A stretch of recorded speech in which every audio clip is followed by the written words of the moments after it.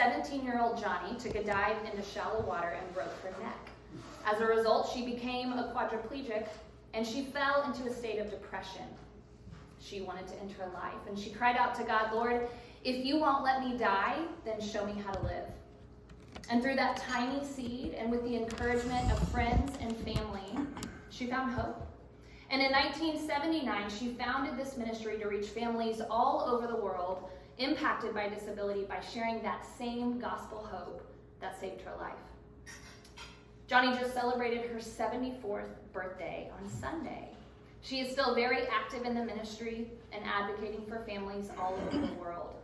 She has overcome cancer multiple times. Just this year, she had a very hard fight with double pneumonia. She's an author, speaker, singer, painter, and a true hero of the faith. So fast forward to 1997, when the Joni and Friends Texas office was established.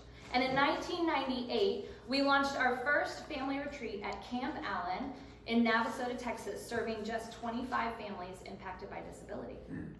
Now, our family retreats serve the entire family touched by any disability at any age of life for 5 days of slam dunk, out of this world, fun, fellowship, and respite. But before the families even arrive, we bring in hundreds of volunteers for 24 hours of in-depth training and team building. Throughout the week, our volunteers are paired one-on-one with a child with a disability, going through activities like craft, Bible, swimming, fishing, canoeing. We have a dance night, and of course, our epic shaving cream fight. For mom and dad, they have the opportunity for worship, for Bible study, art spa, or simply the freedom to take a nap. They can connect with others who are in a similar space, and for some, it's the first time they ever felt normal again. It's also a time where they see their typical child receive one-on-one attention and care.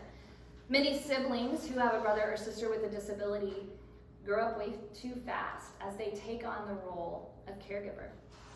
Our family retreats offer the entire family a week of holistic care, a few days of respite, and a little slice of heaven.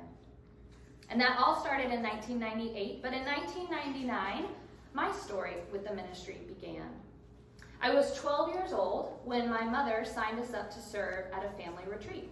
Now, I say signed us up, but it was not a group discussion. She made me go. Disability is not in our family, but that first year was so powerful for us that we continued to serve year over year.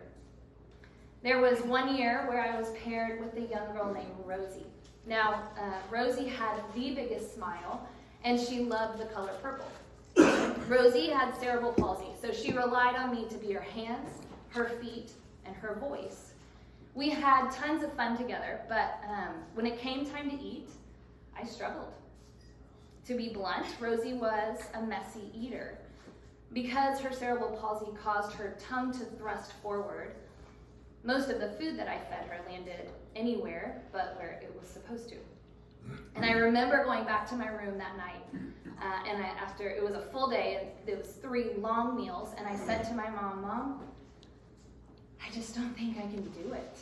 I don't think I can feed her anymore. It's messy, I lost my appetite, and it's really hard." And my mom, which if you know my mother, this is so on point for her, she said, "Becky, you have to feed her for 2 more days, but her mother has done this every day of her life."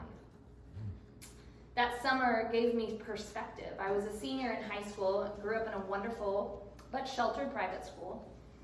Family retreat revealed my selfishness and pride, my inner brokenness.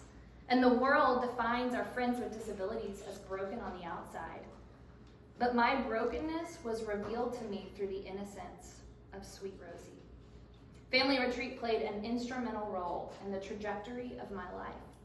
Each year was like a shock to the system, reminding me of the gifts that I've been given and how essential it is to use them to serve others, especially in their time of need. So back to our timeline, let me take you to 2001, when we took our first wheelchair to Cuba through our Wheels for the World program. This incredible outreach collects new and used wheelchairs here locally. Then we ship them to prisons where the inmates refurbish each wheelchair. And they're finally sent overseas where a team of American therapists and support staff specially fits each child to their very own wheelchair, along with the gift of a Bible in their own language. In 2008, Joni and Friends Texas launched the first Warrior Getaway, serving our nation's heroes who have been tragically impacted by the visible and invisible wounds of war. In 2012, my official role with the ministry began as program coordinator, and in 2014, our waitlist for family retreat was so long that we have since added 3 separate weeks of camp, serving a total of 130 families each summer. Also in 2014, Wheels for the World distributed their 100,000th wheelchair. In 2016, we established a partnership with Hardin-Simmons University, where we train over 40 physical therapy students each year at Family Retreat and Wheels for the World. In 2017, we took our first wheelchair to Brazil. Now, 2020 wasn't easy for anyone, but since that unprecedented year, we've enhanced ministry in Houston, Austin, San Antonio, and East Texas. We've planned and executed an international warrior getaway serving Ukrainian warrior families, launched marriage getaways serving couples of special needs children, curated a partnership with the State Fair of Texas, equipped over 450 churches in disability ministry, bringing our total reach in Texas over these last 26 years to 38,352 lives impacted. You can clap. And while this number is incredible, 6 million people in Texas alone are impacted by disability. That's 28% of the population in this state, or 1 in 4 families. So we really haven't even scratched the surface. I hope you feel that weight, but yet an opportunity that this group has to believe in and bring to life a mission and a vision given to a 17-year-old girl 56 years ago.